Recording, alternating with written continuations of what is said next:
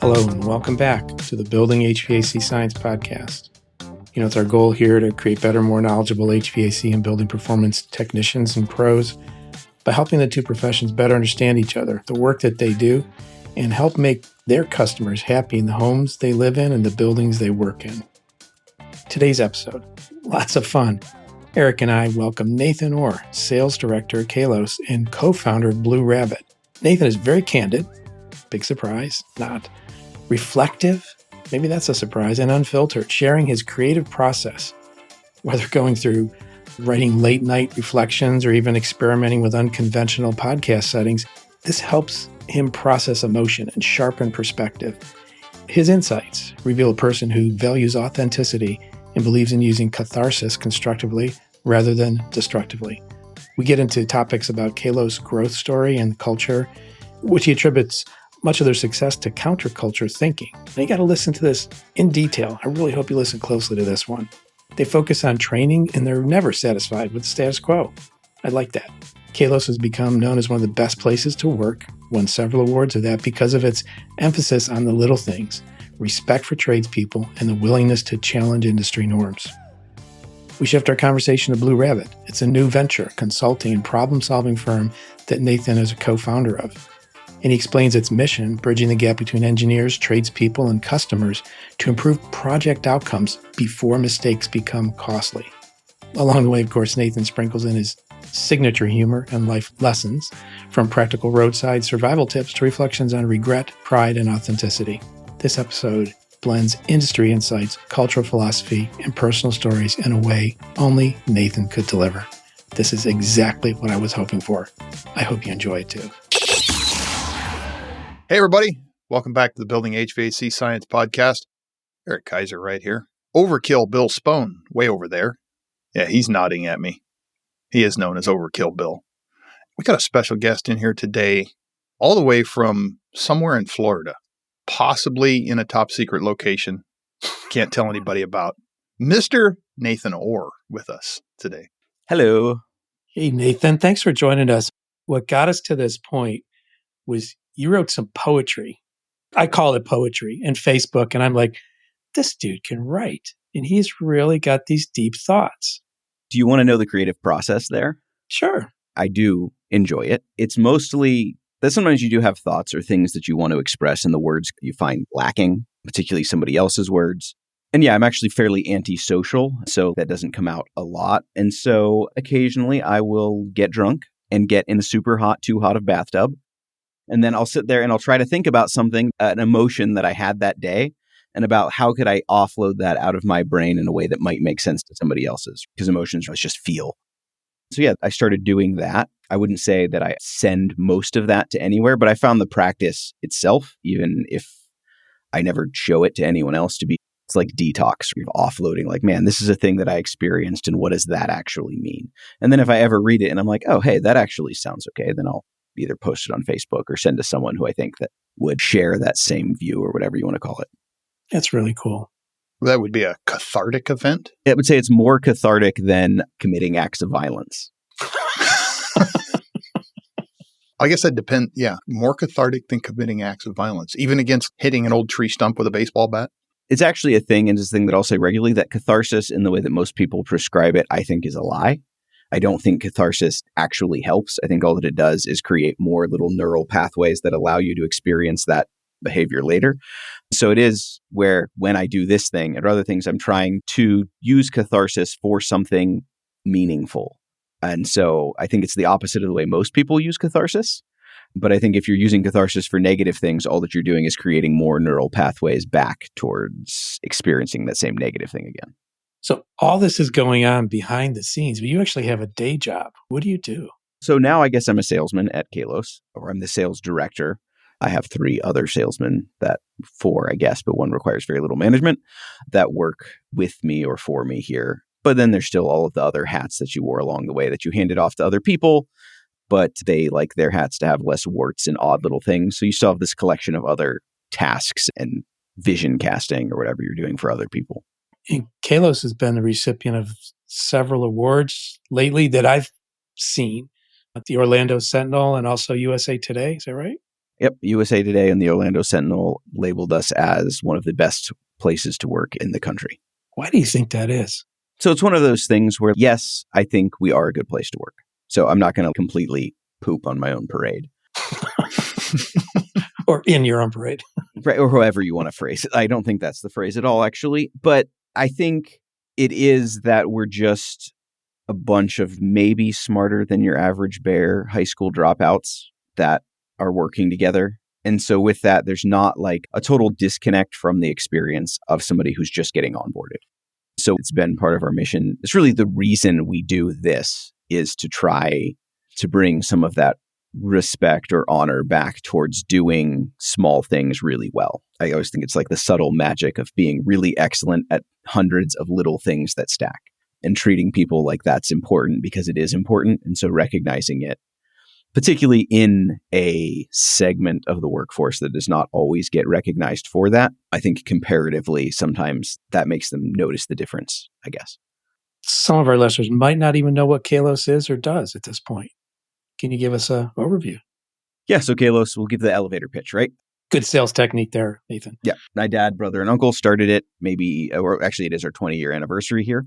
Maybe not today, it's always hard to say. They started it. They all were management of some kind at different companies and basically got tired of working for people who it felt like part of the job was doing things that you found at least slightly immoral and for people that maybe you didn't even like that much. So why not work with people you love instead of people you don't like? So they started Kalos. I don't really know that there was a huge plan. It was just, hey, my dad's a GC, my uncle's an electrician, Brian's an HVAC guy. Why don't we make something where we all complement each other? Me and Jesse, who are both owners now, came in within about 6 months. And fast forward to that, you went through, did residential AC, little GC stuff. My dad had grocery store contacts from a previous job. So we started doing some remodels there. And then it just went from there. Eventually became where we are, sort of a boutique GC, where you do all of your own trades in-house. But then you have the sub-trades. So electrical, HVAC, controls, building automation has their own mini company within the larger company. And within that, there's different pockets of stuff. So we have a pretty successful residential company in our local area. And then we're very heavily in the grocery store refrigeration space, which up until recently was my special little baby. That's what I remember. I didn't realize you promoted to sales. Great. So there's got to be some guiding principles that have propelled this growth. You talked about being relatable and respectful to doing small things well. And how does that come out? I'll prompt you with one saying, one comes out in training, doing a lot of training. Yeah. I mean, as you were doing that, you realize that for the most part, people who apply for jobs a lot, not always, so I don't want to make this universal, but people that are applying to come over for a job are doing it because they're either unhappy with where they're at or they've been let go from where they're at, usually. And if they're let go, it's not always for a reason, but usually it is. And if they're unhappy where they're at, usually most people bring that unhappiness with them. And so with that, what are you left with? As you're growing and you're running into things to do, you're left with training, finding people who are good people who enjoy the work and turning them into professionals. So yeah, that training was just a part of that. I mean, and really the HVAC school and everything else that spun off of that came from just training our own employees and then realizing, well, hey, if we're spending all this time training other people, we're training our own people, I'm sure other people would like this. And we've never been really possessive of that. I don't think we're at any risk of there being too many qualified trades professionals. And so all of the other training that we do just came from, well, let's find other people who want to do this. Let's whatever. And so that was that. But yeah, as far as the growth, I think what comes out of it is that we're all punks to some extent in that sort of Albert Camus variation of being a punk, where you just see things the way they are and you don't accept that as the only reality that exists. And so there's just that, well, I bet I could do that better. Why is this way? It shouldn't be like that. I know who could do it. Me. I'm the one who could make that better. And so it's also extreme arrogance. I'm trying to frame it more of a positive than that. But I call it dissatisfaction with the status quo, which is like way too many words. I like punk better. Well, if you think about it, that's kind of what is punk rock now, or back in the day. Albert Camus was a philosopher, but he created that idea. And now, I mean, I think there's things that exist now to some extent. Mumble rap, I would put into that same category. Yeah, that's a new one. That's a new one. I would say mumble rap is modern day punk rock. What punk rock was in like the 80s, early 90s, I would say mumble rap is now, which is you're not even making good music because that's not the point. You want it to sound acceptable because you want some people to listen to it, but you're really just saying the way things are is dumb And I don't want to just keep fumbling along in the same path that everyone does because that's the process. You wouldn't call that a guiding principle, but right, we homeschooled way before homeschooling was a thing, in and out of a few cults early on in our lives. Counterculturism is ingrained there. And so not being afraid of being an oddity. And so with that, when you ran into problems, people would present you with, hey, here's a thing. Can you do this? The arrogance would take over and you say, yeah, sure. I'm sure I could do that. But then rather than just going and finding how people do that, you just approach the problem like it was novel. And so that's definitely been our strength. Our biggest pitfalls also, because sometimes you're just trying to fix a problem that somebody else already has a solution for, and you just never bothered asking. But I think that did guide us into these specific niche-y problems that people just weren't doing well at. So that's where the growth, I guess, happened probably. I'll ask one more question. I'll let Elk ask some here because I could just keep going on and on. I find you very interesting to talk to all the time. So this unhappy person that brings it with them, the applicant, are there aspects of culture that help to overcome that? Not in every case, but are there things that you do as a business that help to overcome that dissatisfaction? Yeah, I mean, I think that's the teasing apart that happens during an interview process or whatever. You aren't really always trying to find what does somebody know, although you are, but you're trying to figure out to what extent are you just parroting things you heard, and to what extent are you describing a piece of yourself that I'm not going to be able to fix. And for me, that's always hard. I have a thing where I want to fix everyone. So sometimes I'm more attracted to really terrible candidates than good ones. But part of that is, I think that if they're opening up about that thing, like, hey, these are the parts of me that's damn, this is why this wasn't, and you're being super raw and authentic there, then maybe that still feels fixable. Hasn't always turned out to be true. But yeah, I do think you have a culture then of people who are happy to show up and do what they do every day. And so anybody who isn't going to be actively averse to that is perhaps able to get on board. But you do find people who are very committed to the belief that they're miserable and always will be. And at that point, I don't really know what I can do for you. Like, I'm not going to convince you you're wrong about how bad everything is, because there's lots of bad things and there always will be. And so you're not wrong. It's just not helpful. And so, I mean, I think it's sort of the same thing in grocery refrigeration, and it's probably other things, but this specific piece, there's always the joke that, and people will say it like a joke, but they mean it, that you have to have 2 divorces before you're a good reefer tech. And it's probably the thing that I've gotten in the most internet fights over, which is meaningful because I like to get in internet fights. You do. But anytime somebody says it, I'll be like, no, it's not. All that happened is that you're bad at setting your priorities and probably a bad husband. And nobody wants to hear that. And it's kind of a mean thing to say. But there is just this thing of that guy who got so wrapped up in his grocery refrigeration that he didn't come home and he made his wife feel abandoned, would have done that with something else. And so I think it's like sowing, or what do they call it? Reaping your own crops or whatever it is, where I think grocery work attracts and validates people who already have that tendency. They give you a part of work that you can hide in and makes you feel important in a way that's harder to find at home with your wife and kids and whatever it is, just that daily grind of things. I don't really know. That was off topic, I guess, but just it's that thing of bringing your unhappiness with you is I'm fine with someone who is unhappy with where they've been, because there are a lot of bad places to work and there's a lot of segments of the industry that are pretty miserable. And there are toxic workplaces that you're leaving and that sort of thing. But you are trying to see how important that identity is. That it's what you are right now, fine. I'm not that worried about that. If that has become a central part of who you see yourself as somebody who's the saint that's pushing through and being persecuted, then I guess good luck. I mean, I hope that makes you feel good. Probably not going to fit real well with the culture that you guys have developed there. Yeah, it is, because you run into people too where, like, if you fix all of that for them, because there will sometimes be people who are talented enough, you really go out of your way to remove every bit of hassle from them. This is all you're doing is this area of talent. They aren't happier because that isn't how they view themselves. They don't view themselves for what is actually good about them. They view themselves as this singular force for good amongst a river of bad. And when you remove the river of bad, then they're just a dude trying his best, and they don't like that.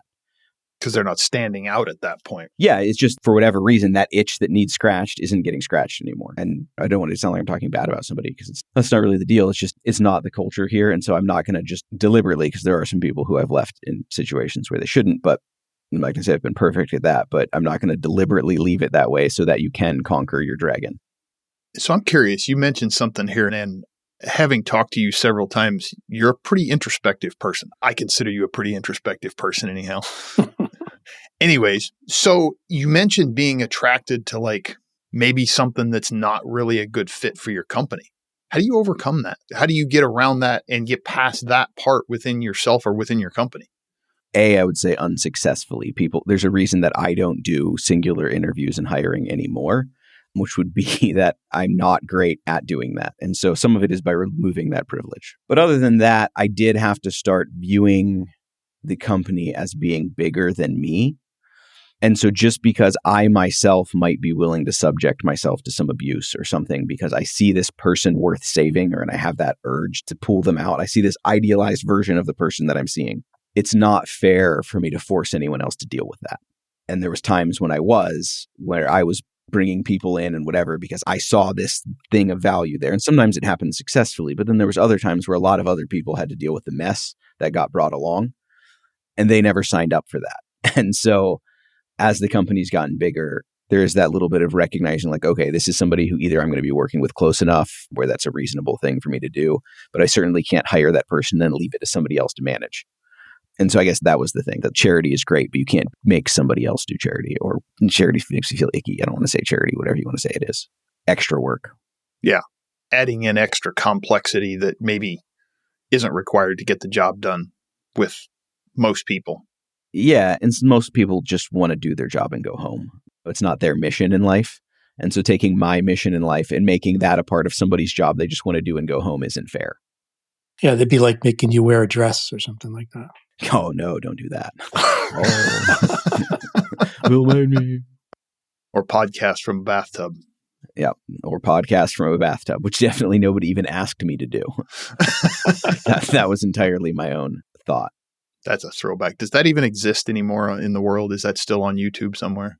I'm sure it's somewhere. I don't know. Do they even do that? What was that? I think it was on HVAC Overtime. I don't know if that podcast even exists or if it still gets hosted. I'm sure it's still on YouTube. Things live on YouTube forever. But yeah, an interview from my bathtub for anyone that doesn't know. I wasn't nude just because that might have been questionable. I just have to say that. Just throwing that out there. But I was wearing a very small pair of briefs, so it appeared that I was. Nathan, you're an adventurous kind of guy, and I got to appreciate and I like that about you. You're not afraid to say what you think and let that out there. Yeah, I mean, I'm never sure if that's like by choice or it's just that I'm functionally unable to blend in. And so you can either do nothing, which I do sometimes as a little bit of an introvert, or you can just be like, well, I'm just going to unfilter then. I'm just going to close that off and just go and see what happens. And so I think it's probably the latter. It's not some belief that that's the way people should be. It's just incapable of not being that way. And I do like new experiences, even if they're bad. I'm sort of that guy. Does that ever affect any of your coworkers or anybody around you? I'm sure. For good or bad, I'm sure. I know that I'm constantly alarming to our HR lady. There's just a constant eye contact of, you can't do that. And sometimes they'll say I can't do stuff. I don't know. She sort of ran into from early. I won't say that story because that might sound, then she'll be mad at me. Never mind. Oh, that filter showed up. I guess. It's just eventually you've had enough hassle that you build a filter, not because you believe in it, but just because you're like, ugh, I don't feel like doing that later. I've had that conversation enough times, experienced that experience enough. Now we're going to move on. I'm just getting better at occasionally being like, oh, what's to be gained here? Nothing. Nothing's to be gained here. And all that I'm going to get is some hassle. I guess I won't. Now, not always, because I do believe there's a lot actually to be gained from people actually saying what they really think. So there's a lot to be lost by nobody saying what they really think. But it doesn't mean you have to tell every story every time. One of my sales mentors, we had gone on taken a new client golfing, and we were hitting it off. And we were talking about my son leaving because his son was had just got out of college. And I was like, you're one life stage ahead of me here. As somebody on the other side, what would you say are some mistakes you made that you'd like to avoid? Which I thought was an acceptable thing to ask. And then later on, my mentor was like, hey, come over quick. What's that about? You're asking, you met this guy for an hour and you're like, hey, do you want to tell me a deep regret you have about something you did with your children? I'm like, oh, sure. He's like, ask him what he's proud of. And I was like, but I'm not interested in what he's proud of. Everybody's proud of the same things, I imagine. I don't know. But I always think regret, that's a data point. I can avoid a regret. It's probably too late for me to be proud of the things he's proud of. But yes, that was an example of where he was like, yeah, but same thing. What's to be gained there? He doesn't want to tell you that. You just want him to give you money for doing what you do. If you guys are 3 months down the road, you guys are best buds, you're hanging out, then ask that. Don't ask that 1 hour in. You're bypassing too much. Trying to fast forward this relationship here. Yeah, I don't know. It's just probably the weird background or just weird way I am, or maybe some light autism mixed in. It's just that thing of understanding what's an appropriate timing for ways to behave is really difficult. Like there's just the number of times people are like, you knew you shouldn't do that. It's like, I promise you, I did not. I did not foresee this happening the way this went. This was the outcome I wanted. That was not what I expected. You mentioned something there, your son going off to college, and we were talking a little bit before we started recording, and you told an interesting story. You want to expound on that a little bit? Sure. I think what we were talking about was the idea of asking, well, because I'm in Brian's studio, and I didn't ask him. He just wasn't here. And so I just went ahead and used it. And that I found that you will have success more often asking forgiveness than permission. And then I had said, well, my son's going to MIT tomorrow. Actually, we're driving him up, which just humble brag. High school dropped out, homeschooled this kid into MIT. Big win for me. Wow. Every other homeschool parent can suck it. I win. So now that we got that out of the way, but they, in some of his pre-stuff, they made it clear that if you ask if you can do things, they'll tell you no like any other college that you attend. In fact, they set rules to deliberately force you to do things without asking for permission.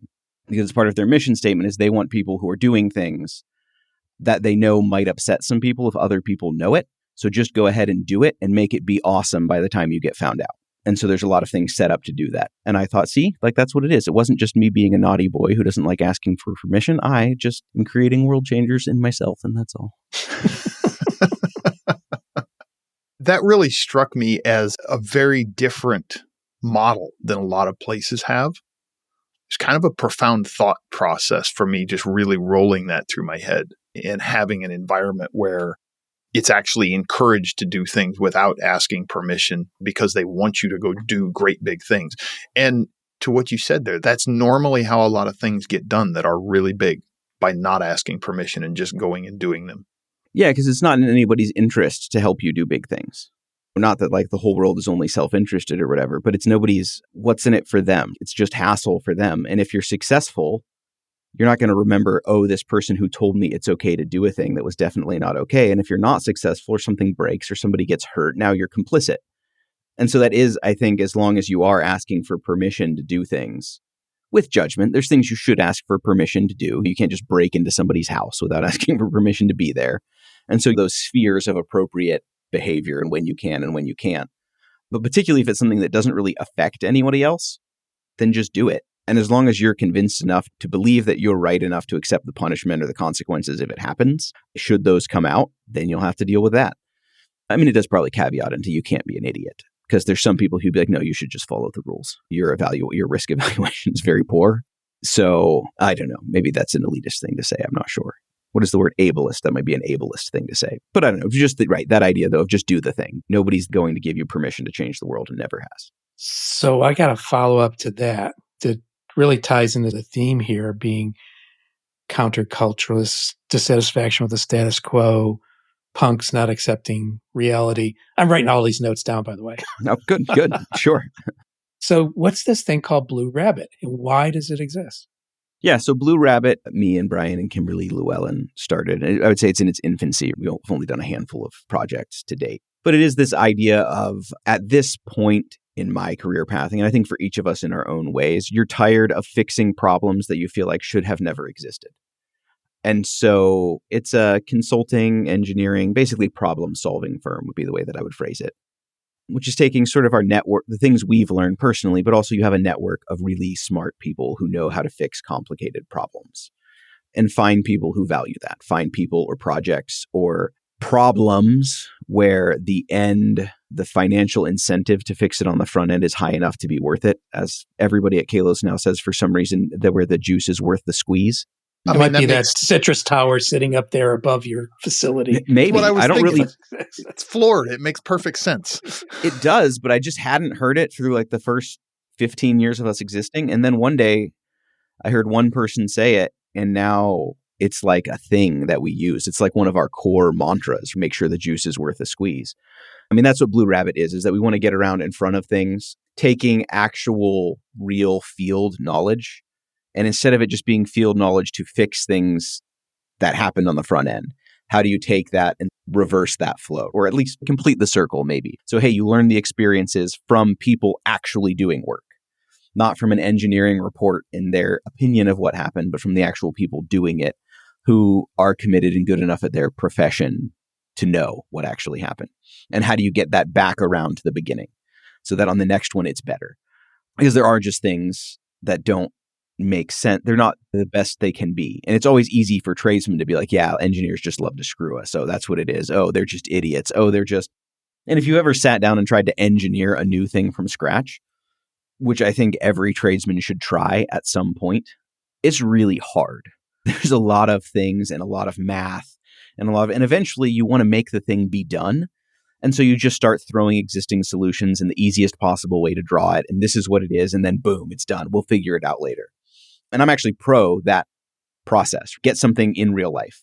Like, as long as something just exists in your head or on paper, it's not real. I don't care. But let's get a thing in real life, but then let's learn the lesson. As quickly as possible, let's learn the lesson. And potentially, let's learn the lesson before it's even a thing. Hey, here's how this was going to go. You person that's going to use it, what part do you immediately know that you'd hate? That's asking the right questions, yeah.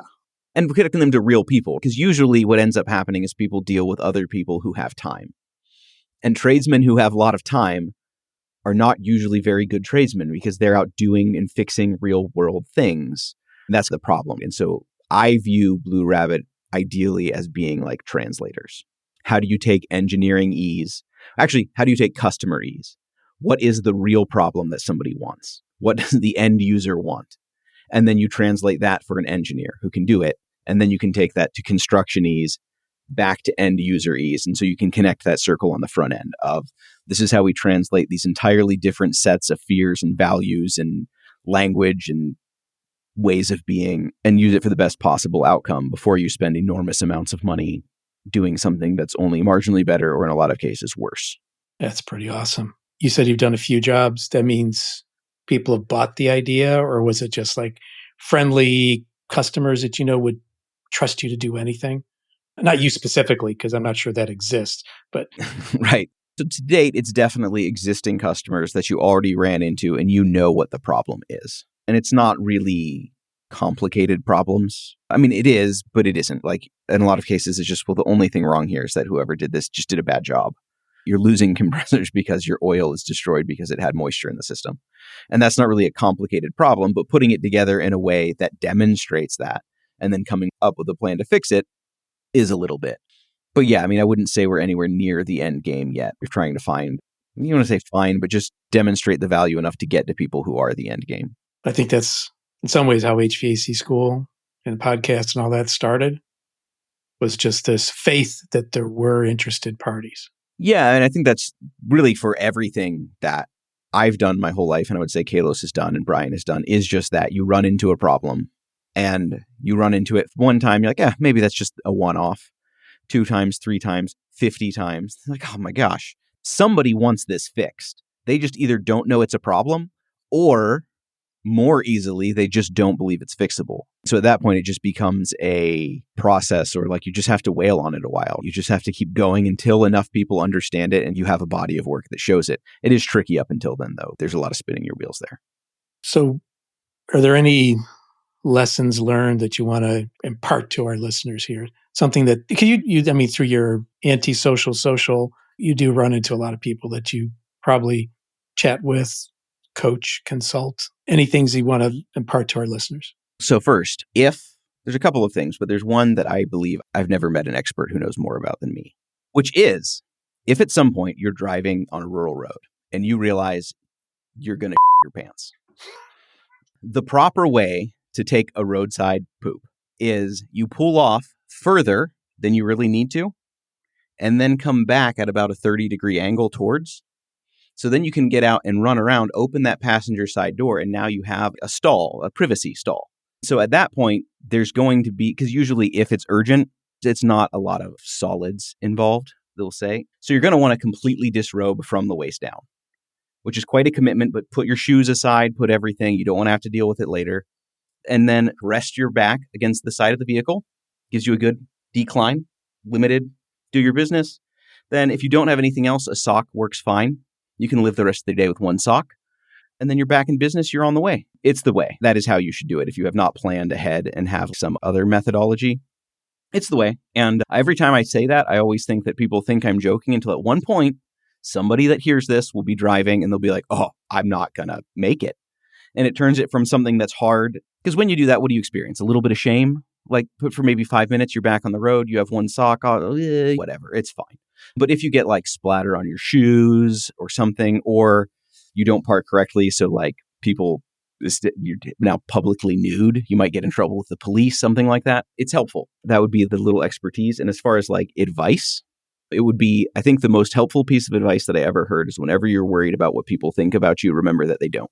And it's a depressing reality, but it's not. It's actually freeing if you take it that way. Nobody remembers the thing that you did that you're embarrassed about or whatever. Like just do what you think is best and then just understand everybody will forget it, except for the few people who don't. And here I thought you were going to say, don't eat whatever it was the night before that caused you to have the roadside issues. So no, I have colitis. My doctor has told me I must stop eating spicy food. And I just decided no. Like, you know what? I'll just live with the consequences. Because I love spicy food. Because I was like, what equals spicy food? He was like, anything spicier than garlic. And I was like, no. Nope. I will just go with it. Tie in a quote from Thomas Jefferson that relates to what you said just a minute ago. How much pain they have cost us, the evils which have never happened. The thing about, don't worry about yourself, what they think about you. Although every time somebody brings up Thomas Jefferson, I like to bring up that he did have a sex slave chained in his house. Okay. I walked into that one. There's some positives there, but I guess what you learn from that is that history is complicated. Yeah. For some people, he's a hero. For a few very specific people, he was definitely not. Thank you for that. You're welcome. And I'm sure 200 years hence, when people are listening to this podcast, right, they'll be like, oh, yeah. Well, I never purported to be a hero. I think it's safer to stay that way. And just be like, I'm just a pretty bad person. And then everybody forgives everything you do. I want to thank you for coming on the podcast here. And thank you for imparting your wisdom. I like you. I think you're smart. I think you got a lot of things to say. And I didn't hear your voice out there a lot. Maybe it's this shyness thing you got going on, but I really wanted more people to hear what you have to say. I would like to say all of those things you said about me were very true. I'm all of those things. I appreciate that. And no, I like doing it. I end up getting busy. And even doing this, like it took me about 20 minutes to get back in the flow of like, how do you set up? How do you do whatever? And once you just get out of the habit of it, it's just a little more effort to dive back in. Unless somebody's like, hey, we'll do all the work and you can just show up and talk what you guys did. And I love that because I love hearing myself talk. Very cool. Again, thanks for coming on and good luck on the trip. Leaving tomorrow, you said, from Massachusetts? Tomorrow morning, 3 a.m. Wow. Getting up early. Well, have a great trip up there. It's a long drive. All right. Thanks again, Nathan. Thanks for having me.